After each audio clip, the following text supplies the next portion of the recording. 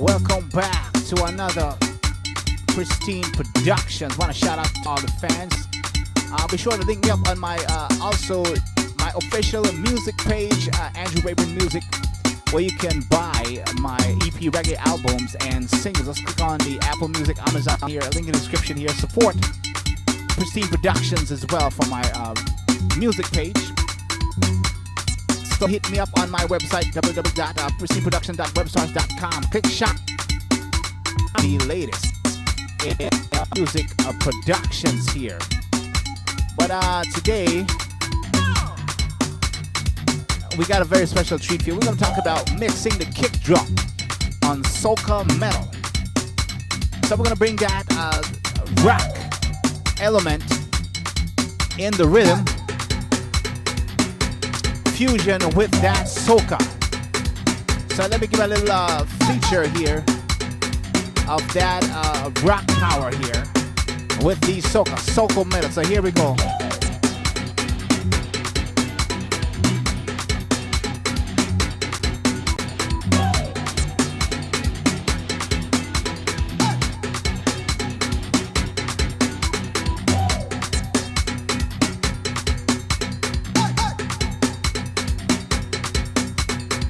You can hear that guts and that authentic rock bouncing with that soca. So let's get right down into it. I'm not going to get much into the guitars here, but we're going to focus on the kick. So let's cut straight right into it. So right into it. So I have two kick drums here. So the kick drum is a very, very challenging task at times for a beginner producer. So I'm going to open up some light and shed some light here, how you get certain things to blend pretty quick and get that full fat sound here. I'm going to do a little bit of advanced routing as well. So let's start off with the kick drum I have here. And this is coming from the M1 keyboard here. So what I'm going to do, I'm going to quickly turn off the processor here. I'm gonna turn off the process for the kick drums, and I'm gonna turn off for the sub information here, and also on the drum bus. It's quite a few stuff that I was doing. So let me go ahead and deal with that. So I'm gonna play the kick here. I'm gonna turn off the inserts as well. Here we go. So as you can hear, there's not much happening. Make sure you're using headphone, guys. Now, this is a basic kick drum here. Remember, you got to make sure the kick drum is at least nice, punchy, and not too flabby. So this is good foundation we can start from. So I did a little bit of parallel compression here. Open up a second bus here. I'm going to send the kick drum to the parallel compression here, and I'm going to engage the SSL comp. I'll give it a little bit of squash there, and I'm going to also put the EQ on here. Now I'm going to be boosting 204 kilohertz, about 15 dB. Also with the 2K to get a little bit more meat. So before, after. So I'm boosting that. And on the kick auxiliary here, I'm going to take a little bit step further. And I'm going to be boosting about 80 kilohertz to get even more meat. While I'm doing that, I'm cutting that box, and it almost sounds like a woman's high heel shoes. We want to cut that out about 500 kilohertz here to 400 kilohertz, so we get that a little bit more tighter sound. Now on top of that, I'm actually sending that out of the drum bus here, which is over this side here. And I'm going to the 158 here. I'm doing a little bit of roll off on the SSL. I'm going to turn it on, so we can get a little bit more balance bottom end there. Now, let's get this drum going. So we have that's happening there, and that's my process for that particular kick drum. Now, on the insert itself, I'm doing a little bit more processing here. So this is going to lead up into what I've done here on the parallel compression for both the analog. So I'm gonna turn these off. You already know how it sounds now so far. I'm gonna turn off the kick bus. So let's start again. Now I'm gonna turn on the inserts on just the kick drum, and then we're gonna do the parallel chain and see how it works here. So I'm rolling off about 60 here, and the reason why I'm doing that is because I have a sample kick that's gonna cut in and give you that punch and power that was missing from this kick. That's what we want to do. So I'm boosting about 8 dB at 8 kilohertz. I'll get a little bit more clarity on the 3.5, and I'm boosting 50 kilohertz about 9 dB. So let's turn on the SSL here. So off, and I'm going to turn on the SSL. There you can hear a little bit more nice kick, and it's more sounding like a rock kick. Now on top of that, I'm going to be adding a little bit of smack here from a wave, so I'll get a little more tighter kick sound. Off, on. Now let's bring in the parallel compression treatment here. Here we go. We're compressing a copy of the kick, and we're going to boost that 15 dB at 204. And we're boosting that 2K. This is a lot of low end boost, guys. On the kick auxiliary now, we're going to boost 2 more dB at 80, along with the 500 kilohertz cut here. If I didn't do that, I would get a little bit more slightly little boxier sound. This is how you want to get that kick big and bad. Now on the drum bus itself, of course, doing a little bit of roll off here. Now, why didn't I send the kick to the drum sub here for the kit? This is where the sample kick is going to come inside. I'm sorry, guys. So let's get right into it. So this is a sample kick here. I'm going to play a sample kick. Now the sample kick is going to be coming out of the kick auxiliary here, and also go in through the drum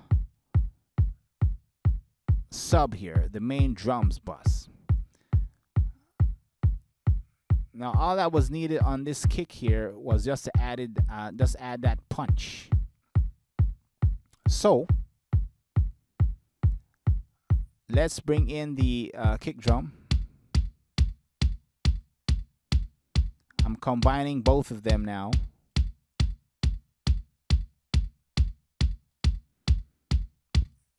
So without the sample kick, I'm not getting that hard knock. Let's bring in the other kicks here, the other drum parts. Now on this part here, with the hi-hats and the snare, it's coming out of the drum sub, which I'm going to be doing some parallel compression here to affect that and feed that back into the drum bus here. So let's play the snare. Let's add the parallel compression here. Add a little bit of puke tech. So I want to get that fatter sound. Let's see what it sounds like without the sampled kick. I'm going to bring in the bass here.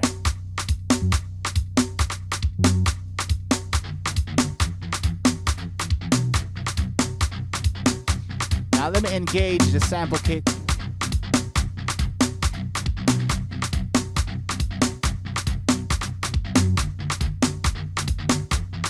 Let's bring in the guitar.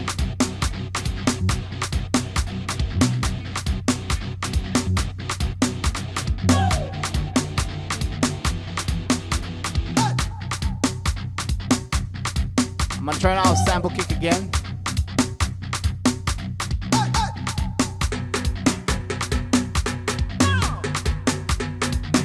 And then we have the iron here.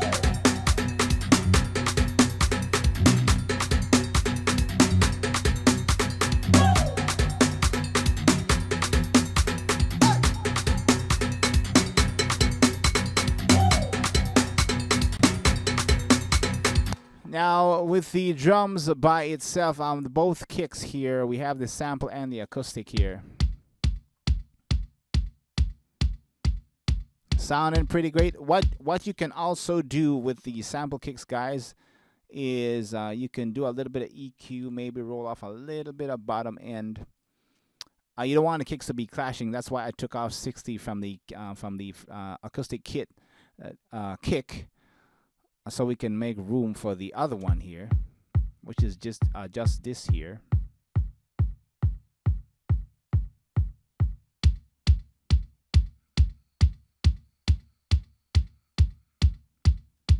So you get that unified punch and sound.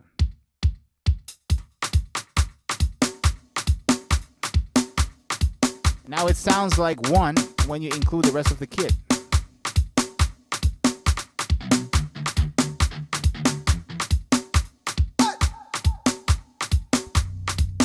And that blends in with the bass right there.